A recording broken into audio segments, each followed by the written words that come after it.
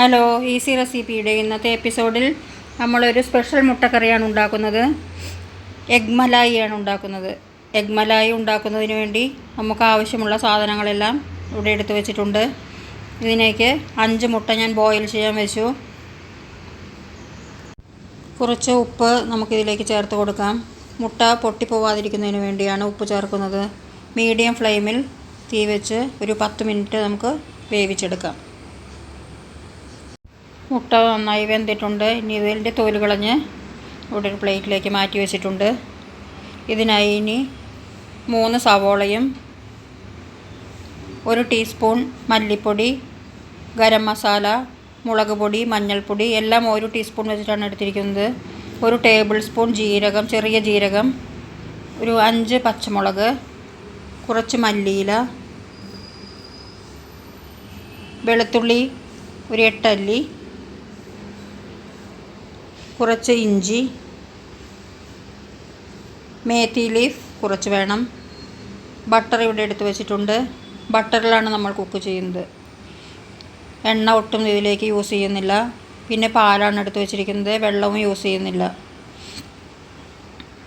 ഒരു പാൻ സ്റ്റൗവിലേക്ക് വെച്ച് ചൂടാവുമ്പോൾ ഒരു വലിയ കഷ്ണം ബട്ടർ അതിലിട്ട് കൊടുക്കുക. അതിലേക്ക് പൊടിച്ചു വെച്ച ജീരകം 1 ടേബിൾ സ്പൂൺ, വെളുത്തുള്ളി ഇഞ്ചി പേസ്റ്റ് 1 ടേബിൾ സ്പൂൺ ചേർത്ത് നന്നായി ബ്രൗൺ കളറാവുന്നവരെ ഇളക്കുക. എടുത്തു വച്ചിരിക്കുന്ന സവോളയും പച്ചമുളകും മിക്സിയുടെ ജാറിലേക്കിട്ട് നന്നായി അരച്ചു കൊടുക്കുക. അത് ഈ പാനിലേക്കിട്ട് കൊടുത്ത് ബ്രൗൺ നിറമാകുന്നതുവരെ, അതിൻ്റെ പച്ചമണമൊക്കെ മാറി കിട്ടുന്നതുവരെ നന്നായി ഫ്രൈ ആക്കി കൊടുക്കണം.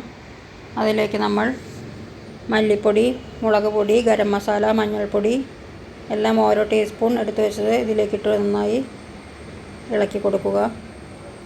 അപ്പോൾ അതിൻ്റെ പച്ചമണമൊക്കെ മാറി കിട്ടിയിട്ടുണ്ട്. നന്നായി ബ്രൗൺ കളറായിട്ടുണ്ട്. ഇനി ഇതിലേക്ക് നമ്മൾ പാൽ ചേർക്കണം. 1 പാക്കറ്റ് പാലാണ് ഞാൻ ഇതിലേക്ക് യൂസ് ചെയ്തിട്ടുള്ളത്. 5 പേർക്കുള്ള മുട്ടക്കറിയാണ് ഉണ്ടാക്കുന്നത്. അപ്പോൾ 1 പാക്കറ്റ് പാൽ ഞാൻ ഇതിലേക്ക് ചേർത്ത് കൊടുത്തിട്ടുണ്ട്. നന്നായി ഇളക്കി യോജിപ്പിക്കുക. കുറച്ച് നേരം ഇരുന്ന് തിളയ്ക്കണം. ഇനി ഇതിലേക്ക് കുറച്ച് ഉപ്പ് കൂടി ചേർക്കണം. 1.5 ടീസ്പൂൺ ഉപ്പ് ഇതിലേക്ക് ചേർത്ത് കൊടുത്തിട്ടുണ്ട്. നന്നായി ഇളക്കി കൊടുക്കുക. ഇനി ഇതിലേക്ക് മുട്ട 2 കഷ്ണമാക്കിയിട്ട് വെച്ചിട്ടുണ്ട്.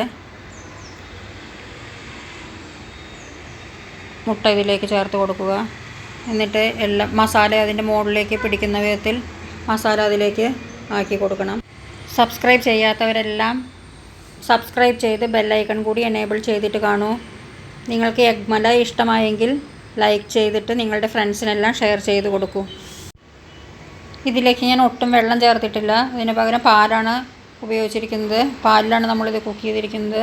അതുപോലെ ബട്ടറും യൂസ് ചെയ്തിട്ടുണ്ട്. എണ്ണയ്ക്ക് പകരം ബട്ടറാണ് യൂസ് ചെയ്തിരിക്കുന്നത്.